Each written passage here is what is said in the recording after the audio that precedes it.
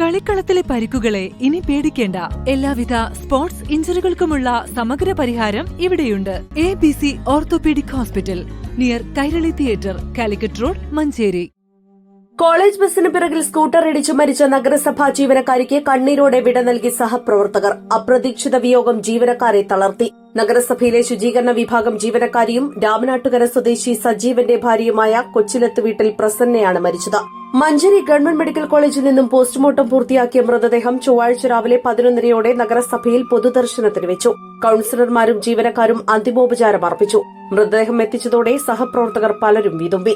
Chairperson VM Subaida, vice chairman VP Firoz, ആരോഗ്യ സ്ഥിരം സമിതി chairman Rahim Puthukkolli, municipal secretary YP Muhammad Ashraf, കൌൺസിലർമാർ, ജീവനക്കാർ എന്നിവർ അന്തിമോപചാരം അർപ്പിച്ചു. തിങ്കളാഴ്ച വൈകിട്ട് 3:00 അപകടം. നഗരസഭയിൽ നിന്നും ജോലി കഴിഞ്ഞ് മടങ്ങുന്നതിനിടെ ആലുക്കലിൽ യൂണിറ്റി കോളേജിലേക്ക് പ്രവേശിക്കുന്ന റോഡിനടുത്താണ് അപകടം.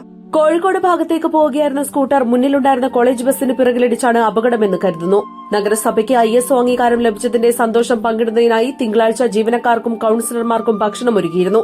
ഈ പരിപാടിയിലെല്ലാം സജീവമായി പങ്കെടുത്ത് തന്റെ ജോലി പൂർത്തിയാക്കി മടങ്ങുമ്പോഴായിരുന്നു അപകടം. East live, Manjeri.